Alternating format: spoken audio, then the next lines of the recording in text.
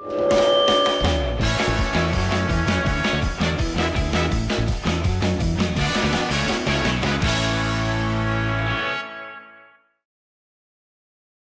dia, tarde, noite, madrugada, pessoal, a depender do horário que você estiver assistindo. Eu estou aqui hoje com o Fábio Gonçalves, do Poder da Linguagem, transmitindo aqui direto do hospital, que maravilha.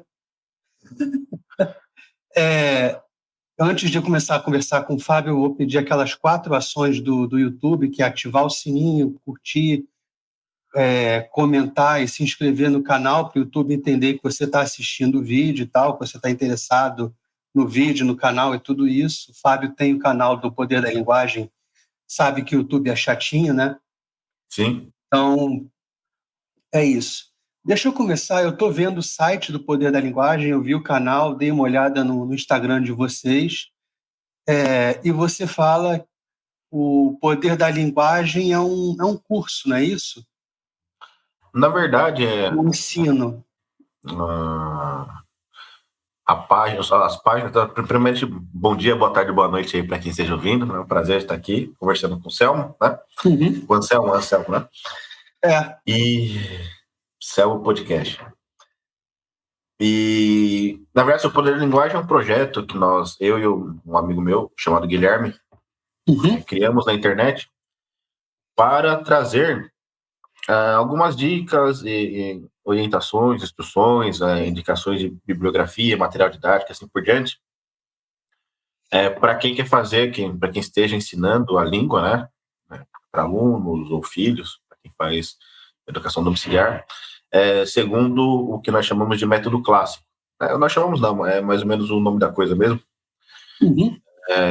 O método clássico no sentido de era a maneira, o modo que se ensinou a língua ao longo da maior parte do tempo ali aqui no Ocidente.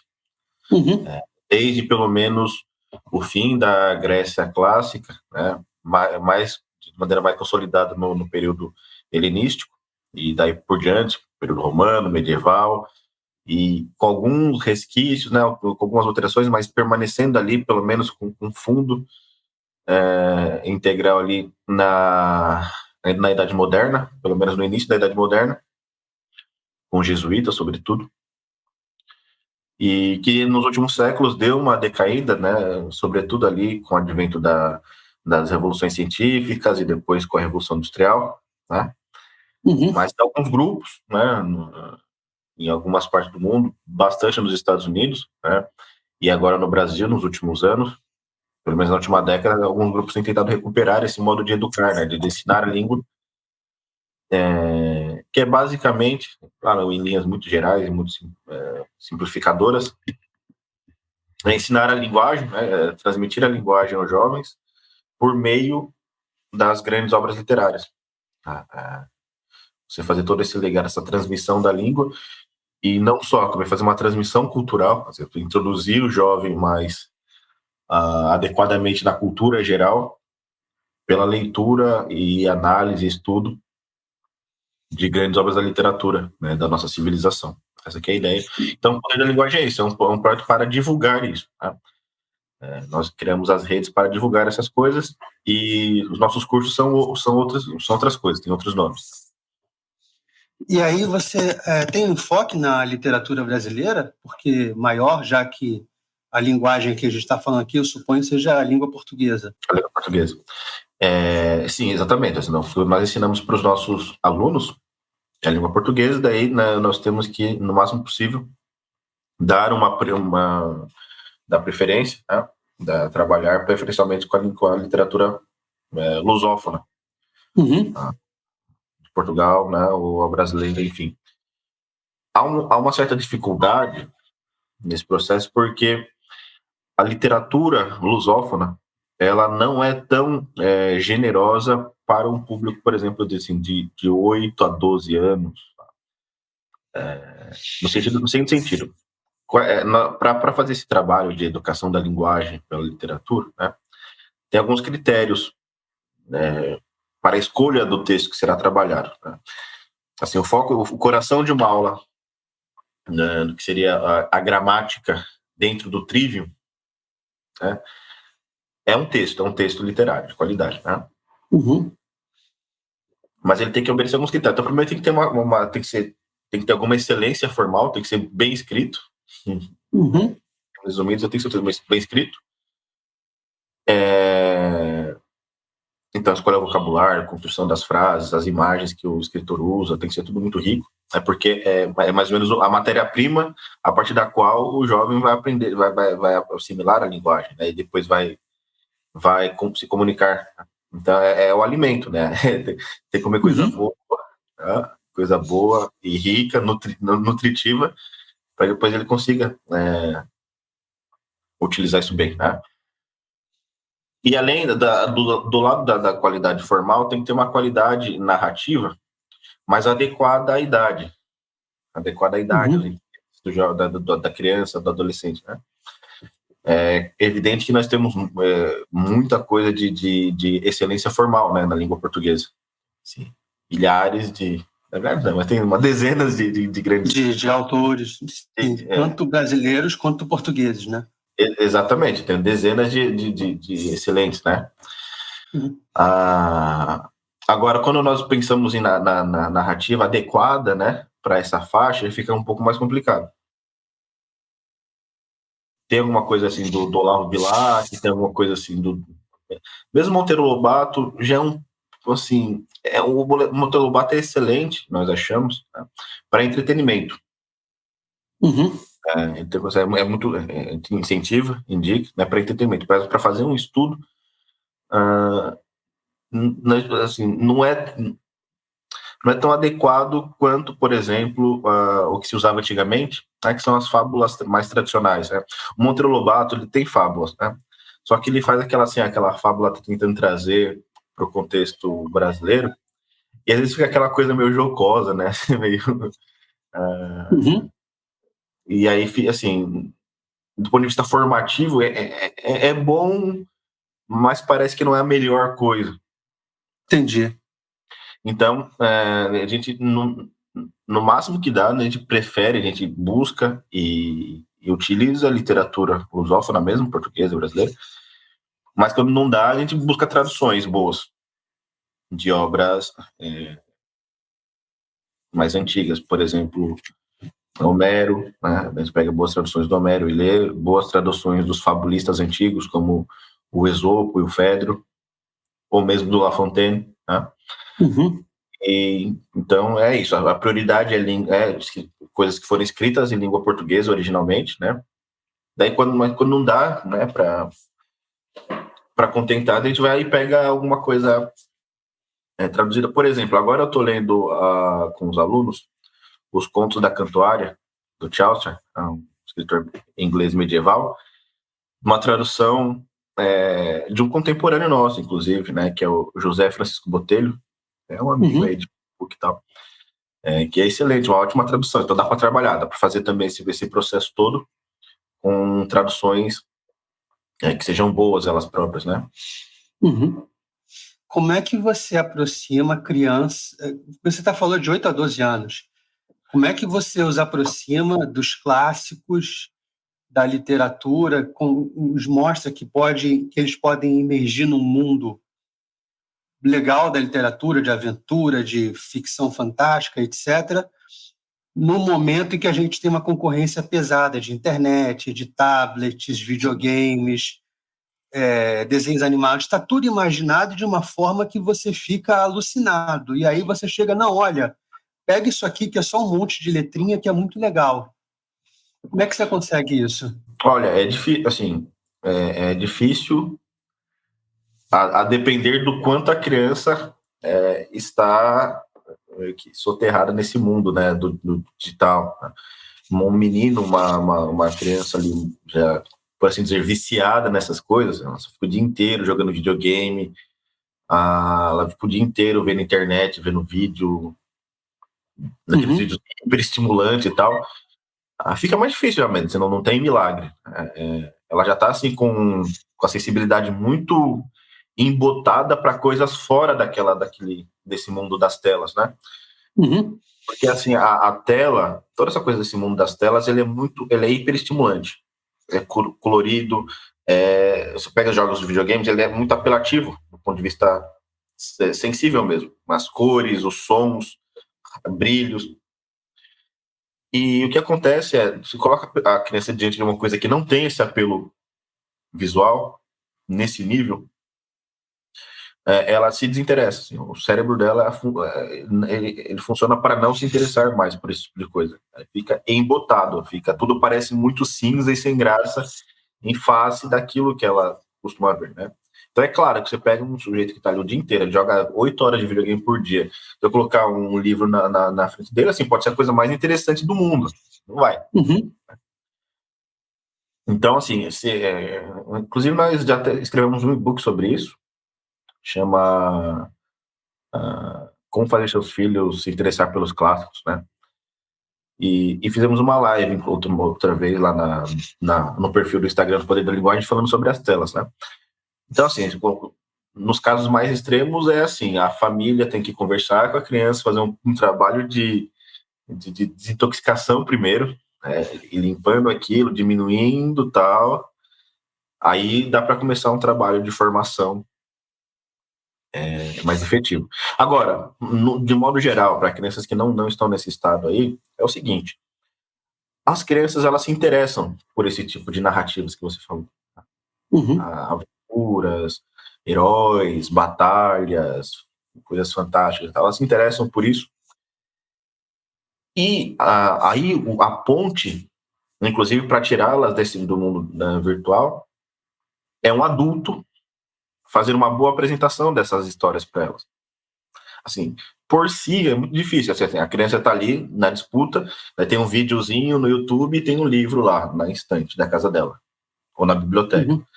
Por si, ela vai escolher, né, provavelmente, o joguinho, né, o vídeo, né, o filme. Agora, se tem um pai lá, um professor que fala, poxa, caramba, se você não conhece a história do Ulisses, Uhum. o marinheiro lá, o guerreiro grego que sobreviveu à Guerra de Troia e passou, né, 10 anos nos mares, né, para voltar para casa tal, e enfrentou monstros, caiu em ilhas de ciclopes e terras de ciclope, caiu na ilha da Circe, e, enfim, enfrentou a ira de Poseidon porque ele ofendeu o Polifemo, o Ciclope. Você começa a contar as coisas. Caramba, existe essa história, né? Então, o adulto contando a coisa com entusiasmo, mostrando o valor daquela coisa, mostrando que ele próprio gosta e admira aquela coisa, vai acender uma luzinha na criança. Isso é mais ou menos natural, né? E aí, poxa, então vamos ler? Vamos ler essa história? Eu vou contar para você essa história. Vamos ler um pouquinho. E aí você interessou. Então é isso, assim, aquela coisa do exemplo mesmo, assim, é meio clichê, mas é isso. A criança, ela vai muito pelo exemplo das pessoas que ela admira, né? Os pais, professores. Assim, os pais, professores, eles dão valor a esse tipo de coisa. Assim, o pai lê ele próprio essas coisas com frequência e demonstra gosto por essa atividade. Uhum. É mais ou menos natural que a criança vá também imitando, né? Uhum. Tá. O e-book que você citou, como é que as pessoas fazem para ter acesso a ele? Eu acho, eu tenho que confirmar, mas eu acho que tá no Linktree lá da nossa página. Uhum. Tem um link, é só clicar ali e baixar. Tranquilo. Então fica um recado aí para quem quiser adquirir o e-book, é só baixar no link na descrição da página de vocês. Cara, o foco, mais ou menos, do CelmoCast é a sua vida literária, né? Assim, como é que você começou a se interessar por livros e tal, no mundo. Se você tiver a minha idade, você já tinha televisão, já tinha videogames não tão bons quanto os de hoje, mas já tinha alguma coisa. Sim. Uma coisa que está presente há muito, muito tempo são as histórias em quadrinhos, que são, entre aspas, melhores, porque já imaginou muita coisa para você, né? Sim. Então, você mesmo, na sua infância, já teve uma concorrência pesada para, de novo, aquilo que, no final das contas, é um monte de letrinhas, um novo um mundo completamente diverso que você tem que imergir nele. Como é que você chegou, em primeiro lugar, na literatura, na sua vida? Como é que você chegou nos livros e tal, e falou, pô, isso aqui é muito legal? Então, eu cheguei a isso já adulto, né? Bastante atraso, Uhum. por causa do professor Olavo de Carvalho, assim, sem dúvidas, né? Sei. Isso em 2013. Antes disso, assim, eu nasci aqui, né, em São Paulo, na periferia de São Paulo, Diadema, Uhum. lugar meio barra pesada, assim, lugar que Uber não vem. Sei como é que é. Não vem pra cá. E aí, daí é aquele cenário, né, que o pessoal já mais ou menos conhece de periferia. Eu não tenho o menor estímulo a essas coisas, assim. Inclusive, há um Nem na escola? constante. Não, na escola, os professores não ligam para isso de maneira nenhuma, assim. Eu passei a minha vida escolar inteira, não teve um professor que indicou um livro sequer. E olha só, eu, fazendo uma Caramba. perspectiva, eu tinha já alguma inclinação para essa coisa, né? Lembrando, tal, as minhas que eu gostava na infância, o que eu mais ou menos pensava, eu tinha alguma inclinação para isso, para ler. Eu gostava da ideia de ler, de escrever. Eu Uhum. lembro quando eu tinha atividades na escola, que, putz, tem que escrever alguma coisa, eu fazia com muito gosto, sim, me dedicava àquilo. Mas não tinha realmente. Na escola, nunca tive um professor que falasse, poxa, né, lê esse livrinho aqui, esse aqui é para sua idade, você vai gostar, tal. Para aperfeiçoar a escrita, faça isso, mais aquilo. Se não tive mesmo, se não é exagero nenhum. Zero. Uhum. Eu tive um bom professor de português, que depois virou deputado, vereador, que quis virar vereador aqui, nem sei se ganhou as eleições, não. Mas era um bom professor de português, que eu lembro que ele ensinou bem ali a coisa dos verbos, né? Mas foi assim, a única lembrança boa que eu tive de escola, ele fazia umas dinâmicas lá, umas competições, e era interessante a aula dele, né? É um bom professor. E eu lembro que esse foi o único professor que apresentou alguma coisa de literatura substancial, que ele nos pediu para decorar um poema do Vinícius de Moraes, aquele soneto de fidelidade. Uhum.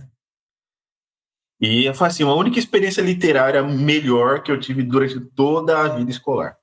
Sério. Sério.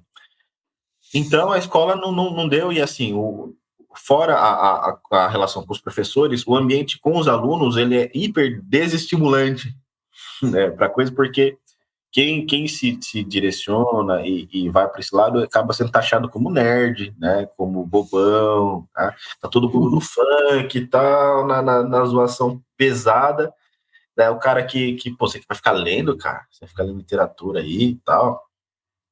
Não, sai daí, para com isso, né? Então é videogame, é funk, pagode, zoeira, né? Uhum.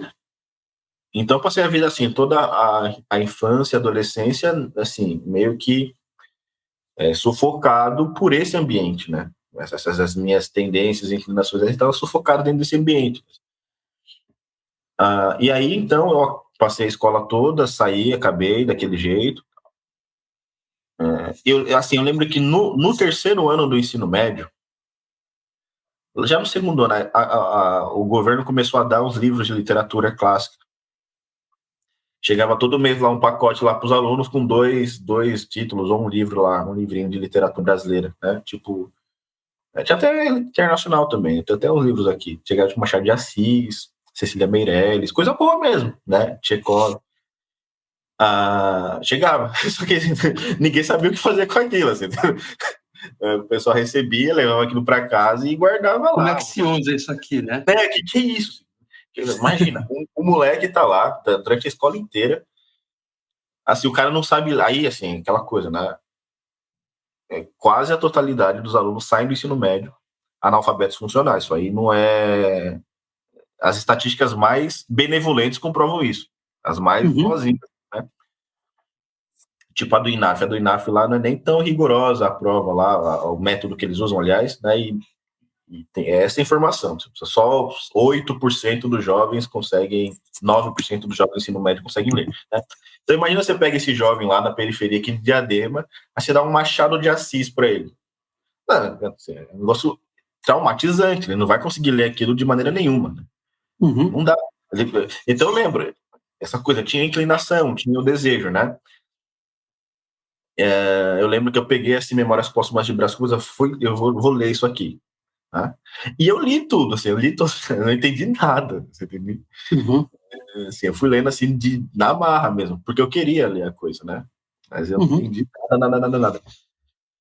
Ou muito pouco, né? Eu lembro que depois eu vi o filme e aí eu entendi a história e tal por causa do filme, mas pelo livro entendi, não peguei nada, ou muito pouco. Enfim, aí terminei isso no médio, fui fazer outras coisas da vida, trabalhar. Trabalhei em shopping, daí trabalhei depois em metalúrgica, fazer operador. E daí, num dado momento, eu quis entrar para a faculdade, tá? Aí fui fazer cursinho. E aí, nesse cursinho, eu conheci um professor de história que conhecia o professor Olavo, né? E acabou que nas conversas ele me indicou alguma coisa, na verdade, do padre Paulo Ricardo antes, né? Aí, por intermédio do padre Paulo, eu conheci o Olavo. E aí, sim, aí a coisa começou a fazer sentido. Tanto os problemas, né? Aquilo que mais ou menos eu sentia, né, muito vagamente, poxa, eu teria aqui alguma coisa no encontro. Então, tanto entender o que tinha se passado durante a minha vida, ficou mais claro, né?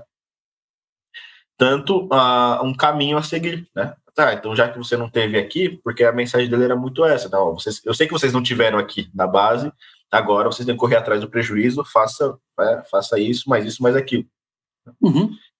Daí, pô, maravilha. Então ele começou a passar lá referências de literatura, referências bibliográficas em geral, de várias áreas, né? Mas sobretudo literárias no começo do COF, ele faz isso muito. Eu falei, bom, vou ler essas coisas. Aí eu lembro que o primeiro livro que eu li de literatura mesmo, já adulto, depois desse processo todo, foi Crime e Castigo, do Dostoiévski. Eu fiquei impressionado com aquela coisa. E assim, lendo literatura com as orientações do Olavo, assim, entendendo o que é literatura, para que serve a literatura, o que se pode tirar dali. Então eu li com aquilo com muito proveito, com muito gosto, né? Então foi a primeira experiência literária real mesmo. E aí eu não parei mais, eu comecei a ler tudo quanto é livro considerado clássico, canônico, né, do Ocidente, fui lendo, tô lendo, né, ainda. Né? E foi assim que começou. E Crime e Castigo foi o primeiro livro de literatura que te pegou assim, que você falou, cara, isso aqui é sensacional? É um grande livro porque, assim, inclusive para os meus alunos, ou jovens perguntam, eu faço, começa por esse porque ele tem todos os componentes ali de uma coisa que prende, né? Tem o drama policial, né? Aquela história policial que interessa por si, e tem essas várias questões psicológicas de fundo que são muito contemporâneas, né? Esse drama do jovem revolucionário, o que ele pode e não pode fazer no mundo. Tal. Aí tem história de amor complicada, né? Do estudante lá com a prostituta, com o jovem prostituta inocente, pura, né? Assim, tem vários elementos de uma história boa, né? de um filme bom. Quer dizer, não é aquele livro que é extremamente filosófico só, extremamente psicológico só, que às vezes impõe certas dificuldades de interpretação. Você lê aquela história, você pega, aquilo te prende como se fosse um filme. Você vai no cinema e vê ali numa sessão e tal. Aquilo me pegou muito, né? Falei, poxa, isso aqui é sensacional. Vou continuar lendo. E qual personagem que você te marcou em todas essas obras que você já conseguiu ler até agora? Qual personagem que você acha que te marcou mais? Por que seria isso?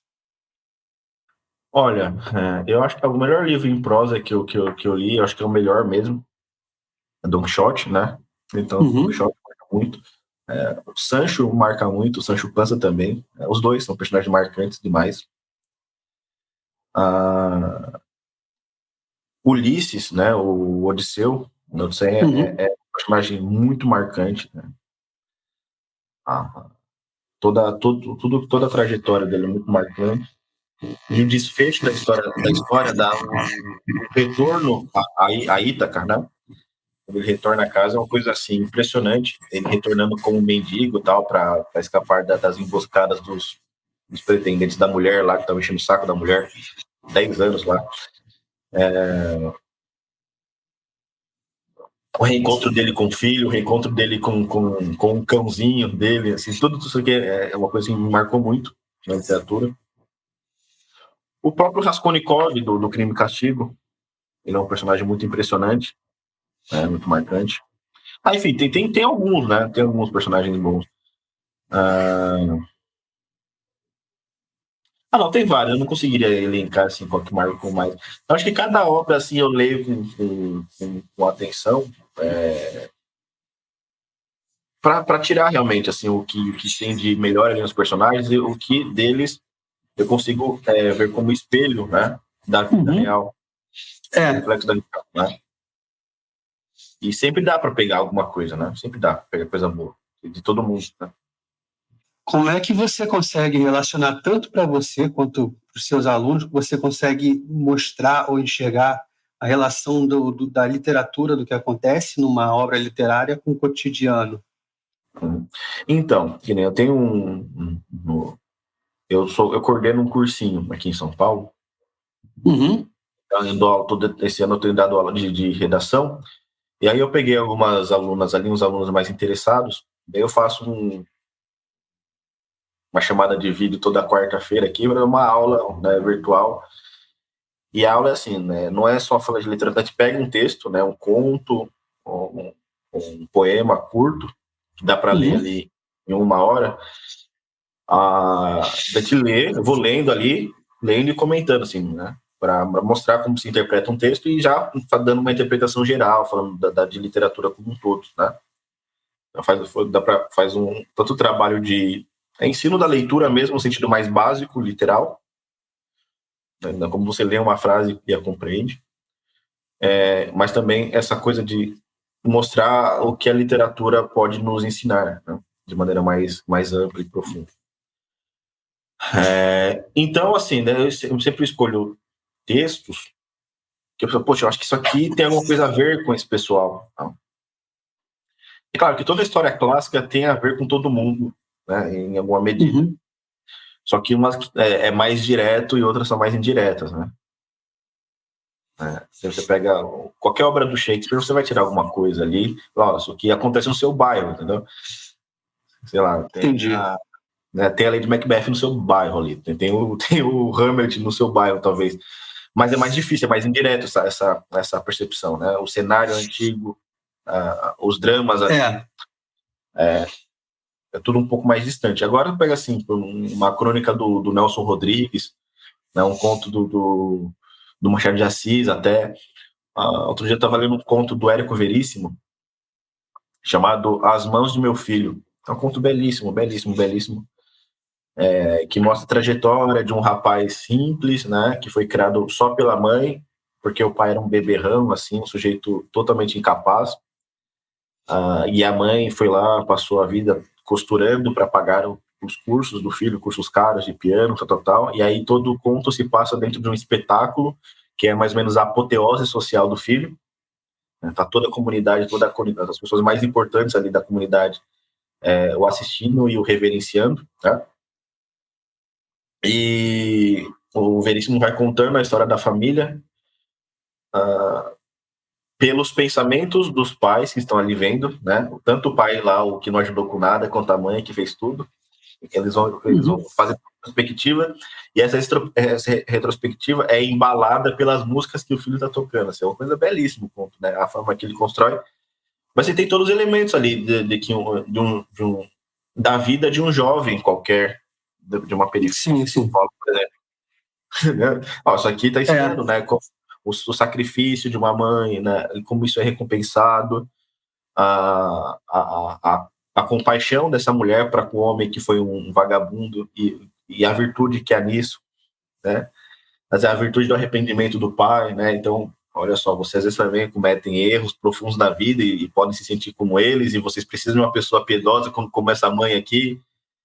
Então, dá para fazer várias pontes, assim, tudo com um cenário mais próximo e mais palatável para eles, né? Uhum. Então, eu fazer sempre assim, eu pego uma obra mais de temática mais contemporânea, que parece, mais explicitamente contemporânea, e aí a gente pega o pessoal, né? Uhum. E você conseguiu já, acho que mais na sua vida particular, relacionar alguma figura da literatura com alguma figura pública, seja no Brasil ou do exterior, você fala, pô, esse presidente desse livro aqui é igual o presidente que a gente teve nesse ano, ou está tendo, ou o presidente daquele país, sabe? Você conseguiu fazer alguma relação uma vez assim? Eu já vi esse personagem desse livro em algum lugar. Bom, presidente... Não precisa ser presidente, mas qualquer pessoa. Você olhou assim para a realidade, olhou para o livro, pô, mas a coisa está igual. Tem muita coisa. Não, você vê, por exemplo, no Machado de Assis, né? Uhum. Aquelas figuras do império que ele descreve, né? Que ele zomba, pessoal como da burguesia daquela época, ou a da nobreza, ou da baixa nobreza daquela época e tal. Elas vão falar, tá tudo aqui, isso é o Brasil, né? Tem aquele conto medalhão, né? O pai ensinando pro filho como ele deveria... Teoria do medalhão. Isso é sensacional. Não, tá tudo ali, entendeu? Assim, só tem Exato. gente no Brasil. Só. O Lima Barreto. É meu favorito. Esse conto? É meu favorito junto com a Igreja do Diabo. A Igreja do Diabo também tem muita coisa, né? Do que tá acontecendo no mundo. Agora, o personagem tem aquele recordações também, mas tem o do Lima, tem o Recordações do escrivão Isaías Caminha. Aqui é um romance também do Lima Barreto, que é sensacional, que é o sujeito, esse Isaías Caminha, ele é o sujeito que sai ali acho que do interior, né, do Rio de Janeiro, e vai para a capital. Ele quer ser um intelectual, né? Ele tem pendões intelectuais e tem todas as mostras que pode ser um grande intelectual, mas ele né, tem que ir para o Rio de Janeiro para trabalhar como...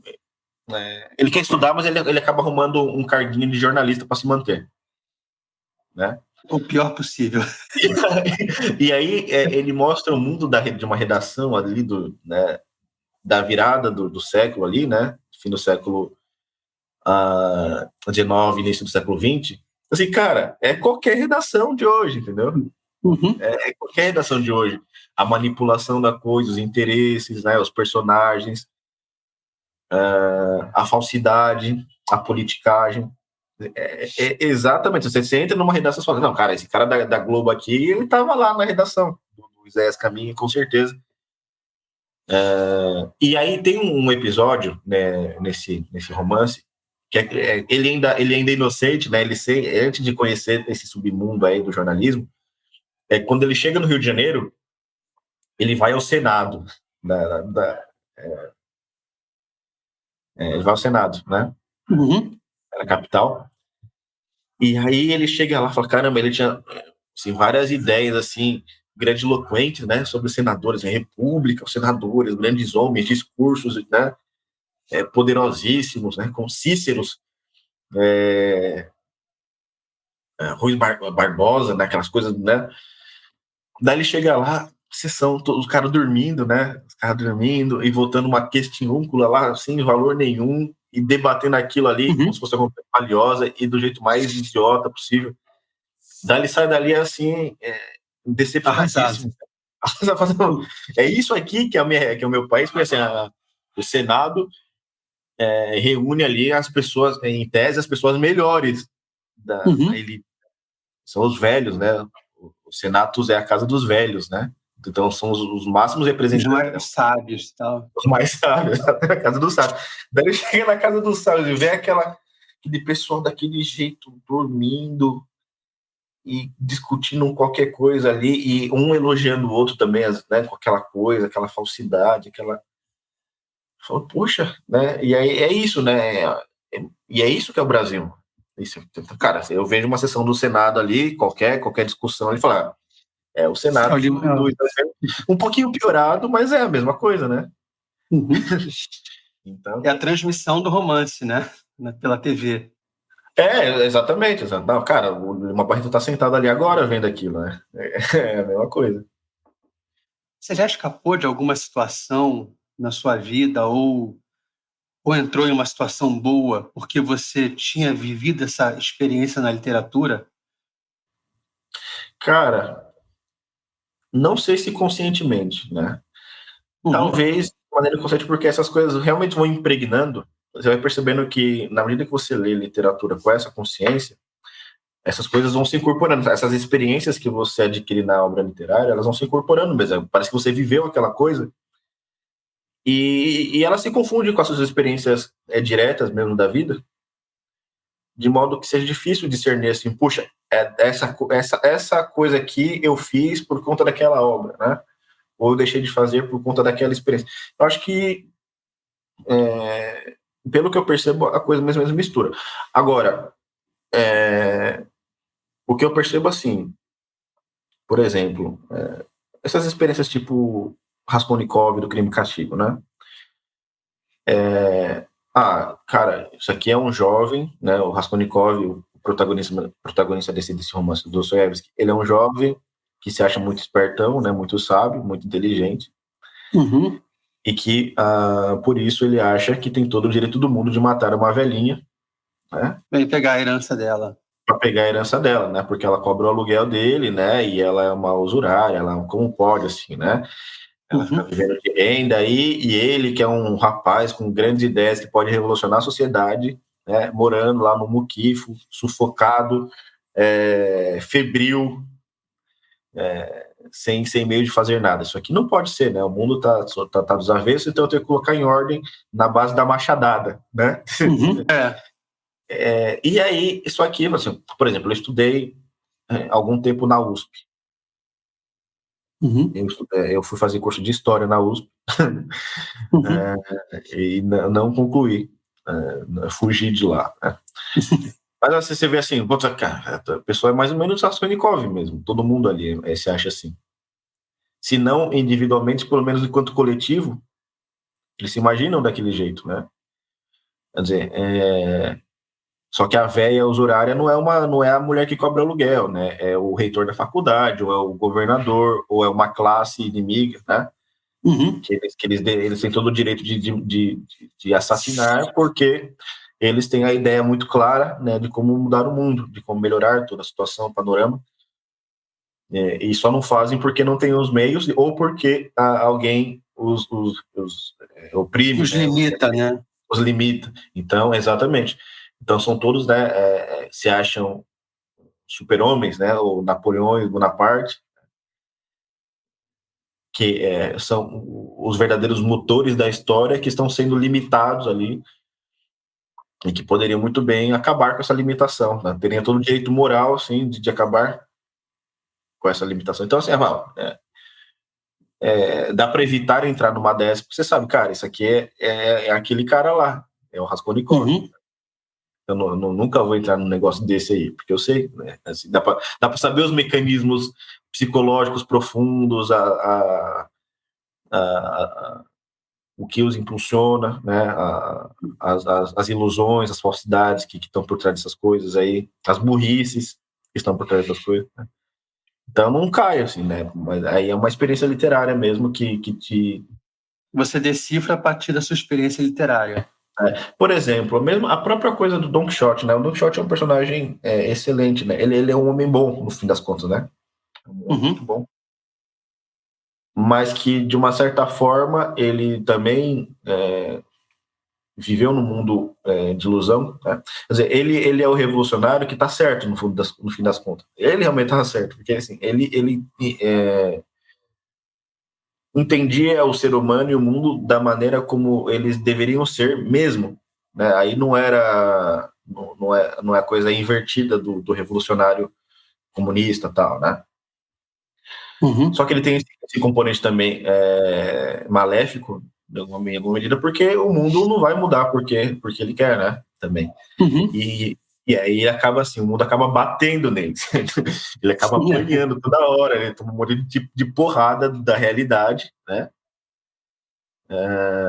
É perseguido, é motivo de chacota, tal. E é preso numa jaula, porque ele também tem essa pretensão de consertar o mundo, né? Assim, tá, então não dá. É uma coisa que a literatura ensina, não dá para consertar o mundo. Quixote hoje é meio que uma forma que eu usaria para ofender você, né? Dizer, esse cara é um quixotesco, ele está combatendo coisas imaginárias. Você acha que essa é uma fama merecida do personagem, assim, usá-lo, né? Então, com esse tom pejorativo, né? Uhum. Então, o Quixote, o problema do Quixote, né, é que ele estava certo. Assim, ele estava certo, só que agindo do modo errado, né? Porque os valores que ele apregou tal são de fato os valores do céu. Uhum. A justiça, a lealdade, a bondade, a amizade. Né? Tudo que ele enxerga ali de bons valores nos seres humanos e na comunidade, na sociedade como um todo, estão corretos. Mas do ponto de vista do céu, né? Entendi. Do ponto de vista da Terra, a coisa não funciona assim sempre. A Terra não é o céu, né? E não dá para trazer a força ao céu à Terra. Nem Deus fez isso, né? Cristo não fez isso. E até porque tem que levar em consideração a contradição humana que a gente aprende na Igreja do Diabo, né? Sim, exatamente. É porque o ser humano tem essa possibilidade de ser ambíguo, contraditório, né? Uhum. E que é para ser assim, de modo que linkando com isso, né? Eu tenho um trecho nos Irmãos Karamazov do Dostoiévski Uhum. que se chama O Grande Inquisidor, né? Que é um dos irmãos, o Ivan Karamazov, que é uma espécie de ateu, né, niilista. Isso. Ele escreveu esse conto, né? E está contando ao Alyosha, que é o irmão dele, que é uma espécie de religioso, ascético ali, né? Sim, sim, sim. Precisa ser monge né? E esse conto, O Grande Inquisidor, Cristo. Cristo, ele aparece na cidade espanhola ali na Idade Moderna. No período da Inquisição. No período da Inquisição, né? Exatamente. Uhum. Né?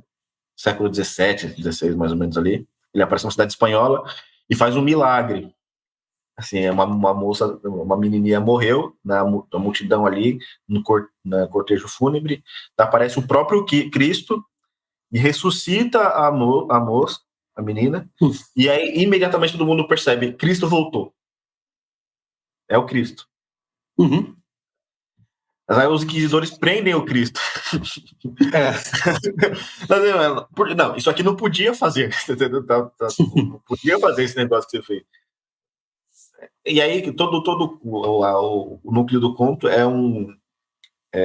a Inquisição mesmo, um inquérito ali, né? O diálogo de Cristo com o Inquisidor. O diálogo é mudo, né? Porque o Cristo não fala, né? Quase não fala. É só mais ou menos o inquisidor ali o acusando, né? De contrariar o que a igreja estava fazendo, né? Para onde eles estavam encaminhando a sociedade. Né? Tipo, E Cristo não é cristão. Não você está burlando as regras. Você poderia ter feito isso. Você tá louco? Exatamente. Não é nem excomungar, você tem que ser morto que você fez isso. E essa aqui vai ser a condenação. Mas aí uma coisa que chama muito atenção ali é o inquisidor, ele fala das tentações de Cristo no deserto. Sim. Ele acusa Cristo de ter cometido um grande erro, que era optar pela liberdade humana. Porque diz assim, todas aquelas 3 tentações ali, se Cristo tivesse caído, cedido ao diabo, ele tornaria os homens imensamente felizes e satisfeitos com ele próprio, né? E com Cristo reinando, sendo o rei do mundo. Quer dizer, o Cristo, de certo modo, renegando o reino que não é deste mundo, né? O reino celeste, para reinar no mundo, de modo que os seres humanos estariam ali sob o seu reinado plenamente satisfeitos, porque ele seria o dono dos impérios, ele daria pão com abundância para todo mundo, ninguém precisaria de pão. Tá? Então todo mundo seria plenamente satisfeito, segundo o inquisidor. Agora, a grande tensão que o próprio inquisidor apresenta é que, assim, não, é claro, as pessoas iam perder a liberdade, porque na medida que o próprio Deus reinasse sobre a terra desse jeito, as pessoas não teriam liberdade para não crer. Entendi. Isso é estabelecer, de certo modo, a coisa de cima para baixo, e todo mundo ia ser mais ou menos autômatos, né? Reverenciando a Cristo, por naturalmente, pensa, não, é o que me dá pão, é o que me dá segurança, é o que me dá saúde. Que é mais ou menos o que esse pessoal quer, né? Assim, a ONU é isso. A ONU quer fazer isso aí, né? Então, a gente vai acabar com todas as mazelas humanas, de cima para baixo, todo mundo vai ter saúde, pão, internet e tal, de modo que não haja descontento no mundo, né? E que as pessoas aceitem perder a sua liberdade em troca desse conforto, dessa sensação de bem-estar perpétuo, né? A ideia toda é essa. E Cristo, o inquisidor condena Cristo de não ter feito isso. Era para você ter feito o que nós estamos querendo fazer agora, né? E o que a ONU tenta fazer hoje, né? Não, tira, o pessoal quer saber de liberdade. Isso aqui é ruim para os seres humanos. Eles estão sofrendo por causa disso. E você fez eles sofrerem por conta da liberdade. Né? Era para você tirar isso aqui. Então, o negócio do Don Quixote, voltando, é isso. Né? Se o mundo fosse como ele queria, como ele imaginava, ser o mundo do céu, né? É esse mundo, assim, da plena satisfação. Só que não é o mundo do ser humano real, como Cristo, como Deus quis que os seres humanos fossem, né? Que fossem semelhantes a Deus. E uma característica fundamental de Deus é a liberdade, né? Não ser... claro que o ser humano é limitado, né? Mas essa liberdade de escolha é fundamental. Né? Então, por um certo modo, de certo lado, vale falar coisa do Quixote, mas o Quixote é delicado porque, assim, ele não é um personagem mal, né? Ele tá certo, né? Nos fundamentos do que ele tá dizendo, e ele só não entende, pelo menos no começo, que aquilo não dava para fazer. Ele quer impor, ele quer instaurar uma ideia certa do jeito errado. Exatamente, né? E acaba a realidade acaba batendo nele, né? E no final das contas ele acaba caindo na real, né? Então ele não morre com isso, né? No final do segundo livro ele acaba caindo na real, né? Então ele morre lúcido, né? É bom e aí deixa uma lição valiosa, né? Para todo mundo. Entendi. Deixa eu te perguntar uma coisa. Eu estou vendo que seu curso é presencial. Isso é na paróquia Santa Generosa, né? Fica na cidade de São Paulo, não na cidade de Diadema, onde você cresceu. Na cidade de São Paulo. Na verdade, sim, nós temos esse curso presencial na Santa Generosa e temos turmas online também, tá? Que a gente resolveu abrir turma online para gente que não consegue vir, né? É isso que eu ia perguntar. Então, a Santa Generosa fica, para quem é de São Paulo, aqui, né? Fica ao lado da estação Paraíso do metrô, né? Na entrada da Avenida Paulista. É uma paróquia ali que nos acolheu, né, a ideia, o projeto, então ali já há mais ou menos 2 anos. É um projeto muito legal, muito interessante, são algumas famílias que levam seus filhos ali, e nós damos essa aula de linguagem, né, segundo o método clássico, e tem atividades complementares ali para desenvolver também a linguagem, né? Tem artes marciais, música, desenho, né? Então, uma ideia de dar uma formação ali mais completa, mais ampla, né, para os jovens. E as turmas online, daí são só as aulas de linguagem mesmo, né? Inclusive, em setembro nós vamos abrir novas turmas, né? Então, pessoal... Como é que alguém acessa as aulas de linguagem online? Como é que chega até isso? São turmas fechadas, na verdade são aulas ao vivo, né? Não são aulas gravadas. Interação direta com o professor. Então nós abrimos turmas pequenas, né? Porque é uma turma muito grande online, assim, atrapalha.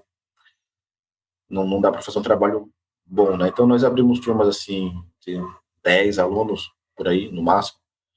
A ideia de tempos em tempos, né? Também a gente não consegue abrir tantas por conta das outras atividades, agendas, né? Mas agora em setembro nós vamos abrir mais umas 2 ou 3 turmas. E aí o pessoal tem que ficar mais ou menos de olho para quando abrir, conseguir se matricular, né? Ficar de olho no site que vai aparecer lá a inscrição e tudo. Sobretudo no Instagram, a gente usa mais o Instagram. O Instagram, e temos um canal no Telegram também. E ali são 2 redes principais que a gente usa, o Instagram, né, e o Telegram. O Telegram, né? E ali no Telegram nós fazemos um trabalho um pouco mais aprofundado.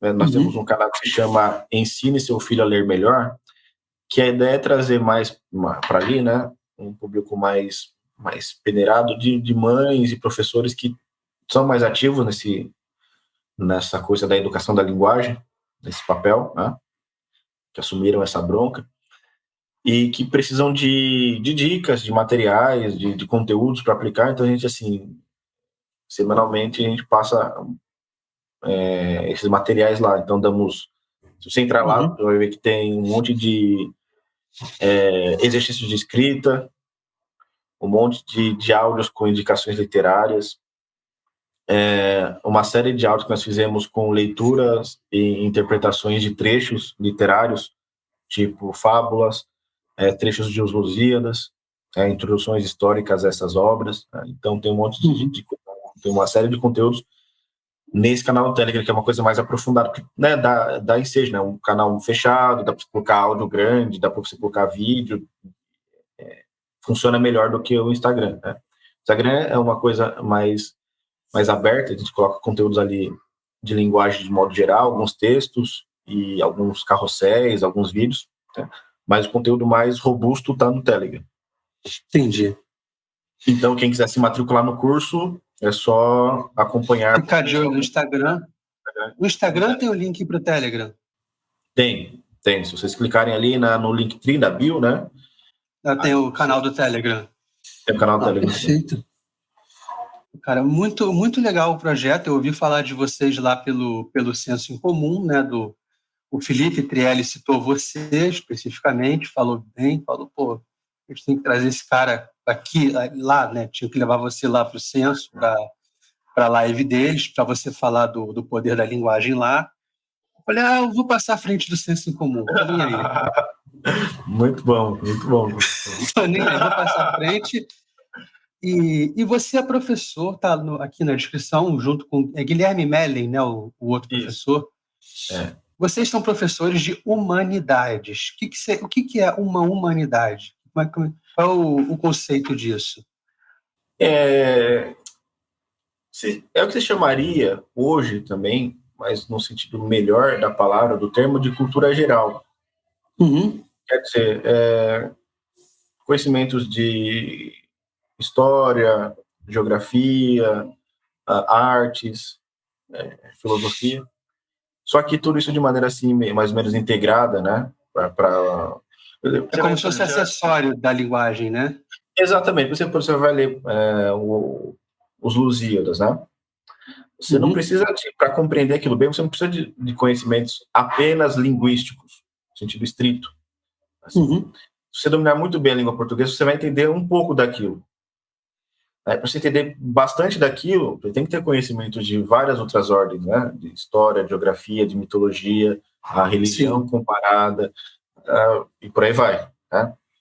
Então, o que se chama de humanidade só é essa ordem de conhecimentos ali sobre Você é uma abordagem multidisciplinar para as coisas, né? Exatamente. É como se fazia, na verdade, antigamente. Assim, se você pega a ideia desse método clássico de ensino, você pega a ideia do trivium, né? Dentro da educação clássica, você tinha uma primeira etapa chamada trivium, que são 3 artes ou ciências correlacionadas à linguagem, né? Que é a gramática, a retórica e a dialética ou lógica, né? O primeiro, o andar, que é a gramática, o sujeito não aprendia gramática no sentido escolar do termo atual, né, que é a gramática normativa. Era uma espécie de formação literária. Era o trabalho de leitura constante e assimilação dos clássicos da literatura. Mas isso não só para o sujeito aprender a língua, para aprender uma série de coisas sobre o mundo, sobre a realidade. Essa coisa que nós estávamos conversando sobre literatura, o que a literatura pode nos ensinar acerca do ser humano, acerca da sociedade que vivemos, ou da civilização dentro da qual estamos inseridos, né?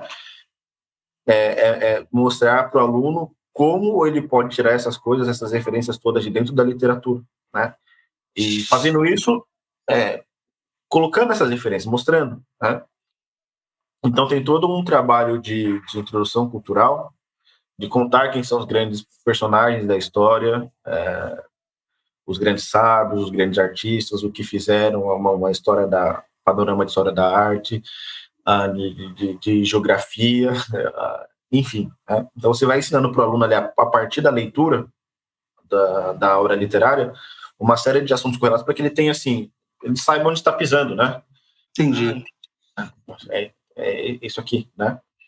Isso O Trivium né? O Trivium é uma coisa que vocês estão resgatando, que era usado na educação brasileira e vocês estão trazendo de volta? Foi abandonado em algum momento? Na educação brasileira, não sei se sistematicamente, aliás, né? Alguma coisa que tem a ver com o Trivium, que lembra o Trivium na sua estrutura, foi a Ratio Studiorum dos jesuítas, né, dos colégios jesuíticos, que perduraram no Brasil ali pelo menos até o século XVIII, até o Marquês de Pombal cismar com os caras e mandá-los embora, né, na base do pontapé.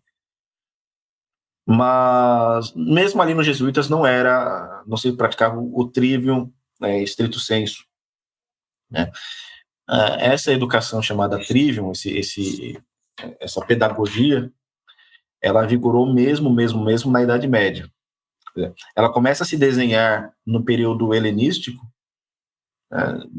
ali no fim da Grécia clássica, né, no começo desse período helenístico, depois da expansão do Alexandre o Grande, né, pela Ásia ali, começou a se, né, no final desse período helenístico, começou a se desenhar, a estruturar um modelo de educação em que o jovem passava por essas etapas da linguagem, quer dizer, formação literária primeiro, gramática, depois aprendizado da retórica, que é a arte do convencimento, do discurso público, né, e, por último, a arte da dialética, da discussão, com a finalidade de alcançar as verdades, né, com pretensões científicas e filosóficas.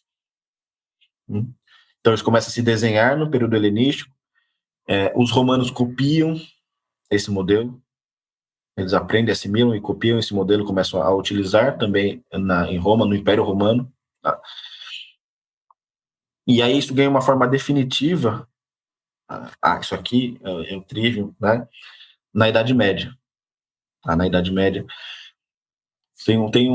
Ali pelo fim do Império da época romana e começo da Idade Média, um sujeito romano chamado Marciano Capella escreveu um poema chamado Casamento de Filologia e Matrimônio de Filologia e Mercúrio, coisa mais ou menos assim, né? Em que ele vai lá e descreve pela primeira vez de maneira mais sistemática as 7 artes liberais, né? Mas falando mais propriamente sobre as artes do trivium, né? A gramática, a retórica e a dialética. Né? E isso aí fica mais ou menos um modelo e que será replicado, será estudado na Idade Média. Né? Então, isso é um modelo, por assim dizer, medieval, né? E que, assim, estamos tentando resgatar. É difícil dizer que estamos tentando resgatar na sua integralidade, porque tem algumas mudanças de, não ser humano, né, porque ser humano é igual e é uma pedagogia que se aplica ao ser humano perfeitamente, ela atende às demandas intelectuais, formativas, essenciais do ser humano, tá? No entanto, tem algumas diferenças contingentes, históricas, que mudam a perspectiva assim, do que o ser humano quer fazer hoje com a educação e do que é necessário, né? Uhum.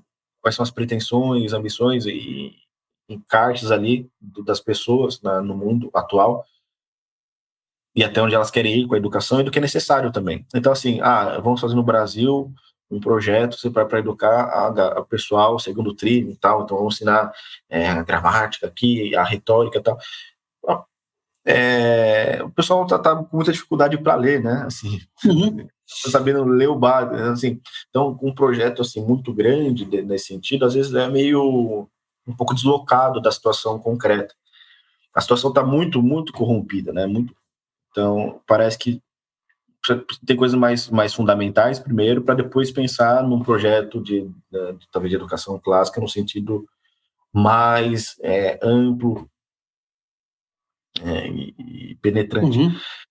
Agora, isso de modo geral, eu digo assim, de modo geral, né? Agora, é claro que nós temos ali certos alunos, certos jovens, e existem esses jovens no Brasil que querem uma coisa mais profunda e que podem seguir essas etapas. Então, ter essa formação literária excelente, depois aprender as artes arte da retórica, e depois a dialética, e depois ir para cima ainda nas outras ciências que tem.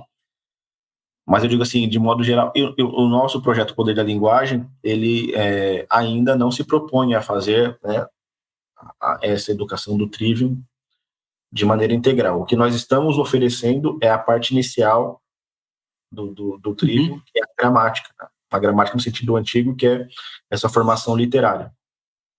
O ensino da língua, sim, do ponto de vista sistemático, normativo, lógico, mas não só, né?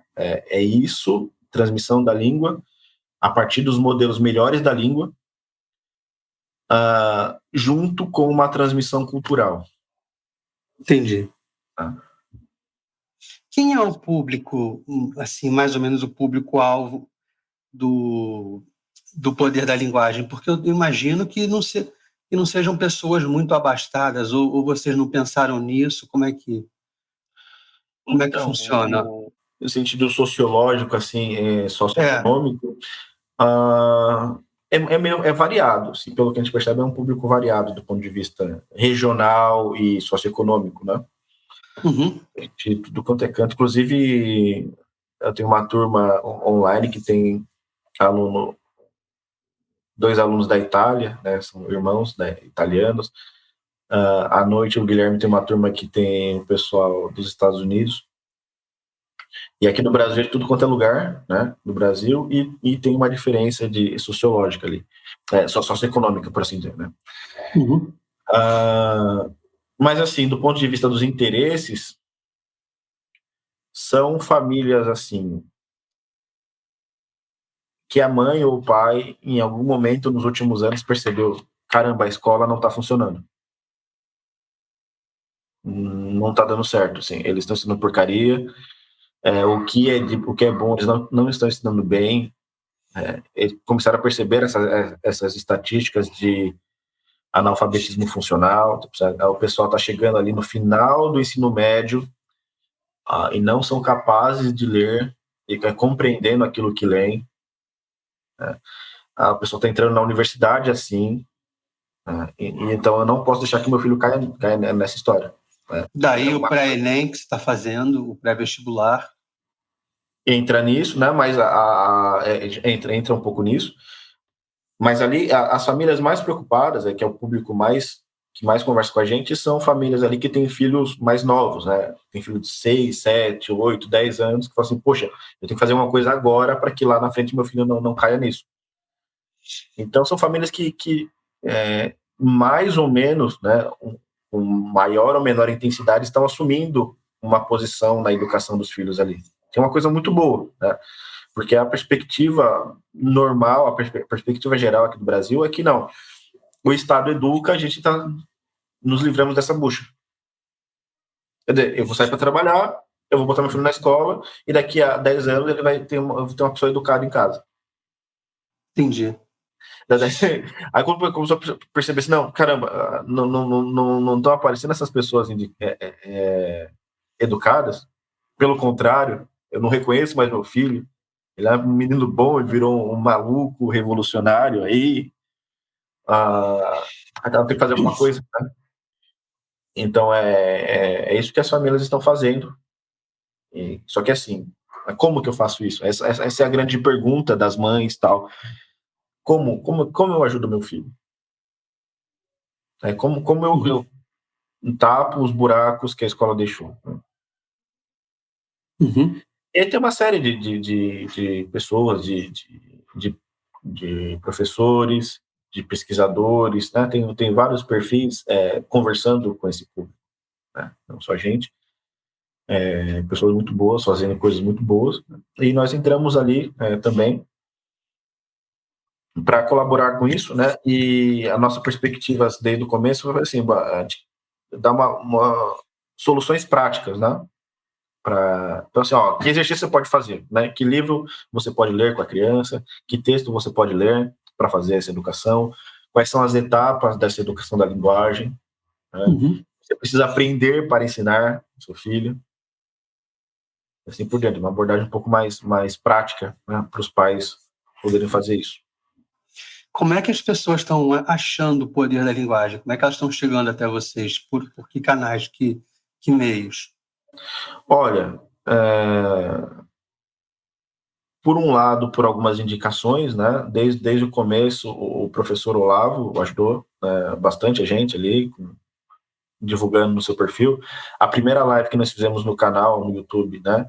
Foi com o professor Olavo, ele aceitou o nosso convite. Uhum. Então, muita gente chegou por ali. Tem distribuição de conteúdo também, paga, né? Para pessoas na distribuição. E algumas indicações, assim. Não, mas assim, né, Instagram é mais ou menos isso mesmo. Ou alguém te indica, né? Ou você paga ali o Instagram para distribuir o seu conteúdo para o público afim. Né? E as pessoas têm chegado. Né? E aí, claro, na medida em que uma pessoa gosta, tal, aí vai boca a boca, né? Indica para amiga, coloca alguma coisa no story ali, indica para outra, chama no WhatsApp e tal. E com isso estão crescendo bem, né? Então, graças a Deus, ali nós entramos no Instagram em janeiro desse ano, né? Uhum. Tem um perfil, né, ali com bastante gente interagindo, né? Nos grupos também, no Telegram. Tá indo bem. Graças a Deus. Graças a Deus, né? E atrás de você é a própria Santa Generosa? Não, aqui é a Virgem Maria, né? A Virgem Maria mesmo? Não vi direito? Sim, é o menino Jesus no colo dela, burrice minha. Isso. Não, é do Bouguereau, né? Aquele pintor francês, Bouguereau. O quadro mais famoso dele, que dá pra ver, né? A Virgem. Dá para ver. Burrice minha, mas enfim. É isso, Fábio. Brigadão mesmo pela participação, por aceitar falar com a gente, que ainda está um canal pequeno, mas a gente está crescendo devagarinho. Não, tá então, muito legal, cara. a sua aparição aqui vai ajudar a gente a crescer mais e a divulgar ao mesmo tempo o poder da linguagem, porque você está fazendo um trabalho fantástico, principalmente com as crianças, né? Um negócio sensacional mesmo. E obrigado, irmão, de verdade, por ter vindo aí. Não, eu que agradeço o convite. Eu vi as entrevistas que você tem feito, assim, são muito legais, muito pertinentes. E acho que é isso que sobre o que a gente tem que falar, né? Sair um pouco de política, sair do dia a dia, até porque ficar desatualizado. Hoje o fulano foi preso pelo não sei quem. Aí o cara vai ver isso daqui a 3 anos e já tá meio fora de contexto e tal. Então estou tentando fazer uma coisa meio atemporal. Claro, claro. E assim, se você for pensar nas brigas que teve na internet no começo de 2019, do governo Bolsonaro, os personagens ali envolvidos, ninguém lembra mais quem são as fulanas, né? Assim, e aquela coisa que no dia causa um furor, né? Uma azáfama, uma dor no coração. Depois ninguém lembra mais das coisas. Então, eu acho que esses canais, podcasts e tal, estão se dedicando a falar de coisas mais fundamentais, é uma coisa excelente. O seu podcast está muito bom, cara, muito bom mesmo. Parabéns. Você posso fazer um jabá aí para quem estiver vendo até o final?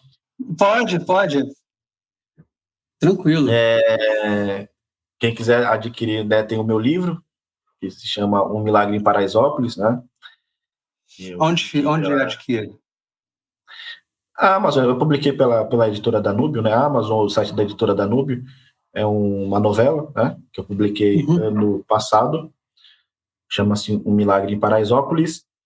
E fiquem de olho também lá no Poder da Linguagem, que eu vou lançar agora também um livro de contos, né? Que vai sair também pela editora Danúbio. E o título a gente tá fechando ainda, então depois eu conto, é surpresa, né? Mas fiquem de olho. Não, tranquilo. Pequeno jabá. Você me lembrou do entrevistado passado, Alexandre Soares Silva. Ele lançou um conto chamado O Homem que Conseguia Ler os Próprios Pensamentos. Ele escreveu a orelha daquele livro lá. Ah, foi? Foi. E é uma coisa... Eu fiquei pensando, o cara conseguir saber o que ele mesmo está pensando hoje em dia já é um grande... Aquele conto é maravilhoso. É um grande avanço. Eu ainda não li, mas eu vou ler. Mas é justamente isso, a história do homem que ficou muito, muito famoso aí, importante, porque ele era capaz de ler os próprios pensamentos, de ouvir os próprios pensamentos, né? Mas o livro todo do Alexandre, que eu tive assim, a honra de escrever a orelha ali, ele é muito bom, sensacional, vale muito a pena. Saiu pela mesma, meu amigo de casa aí, saiu também pela editora Danúbio, né? Tá certo. Obrigadão, irmão. Só vou deixar fazer a minha pequena propaganda. Eu já pedi para curtir, para ativar o sininho, para comentar e para se inscrever, porque o YouTube ele funciona assim, né? E também pedindo uma contribuição pessoal, deixei aí o Pix do SelmoCast, que lá no meu quarto a parede é completamente branca, a iluminação ainda não está legal, então o pessoal vai ajudar a fazer uma coisa um pouquinho mais bem produzida. Aqui, como eu vim tomar um remédio na veia e tal, eu estou ainda com a decoração do hospital, que são os aparelhos e tal, tá bonito. Mas o meu quarto é mais de graça. Então, eu estou pedindo o pessoal colaborar, por favor, porque para dar uma arrumada no negócio, ou então botar um chroma key, os ursinhos carinhosos, sei lá, qualquer coisa. Eu ia ficar massa os ursinhos carinhosos. Então, é isso, pessoal. Obrigado, então, Fábio.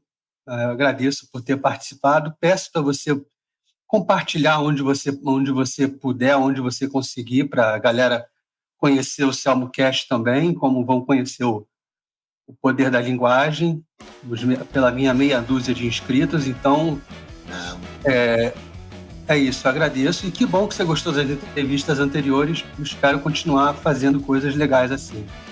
Não, vai sim. Com certeza, se Deus quiser. Tá bom? Obrigadão, irmão. Até a próxima. Até.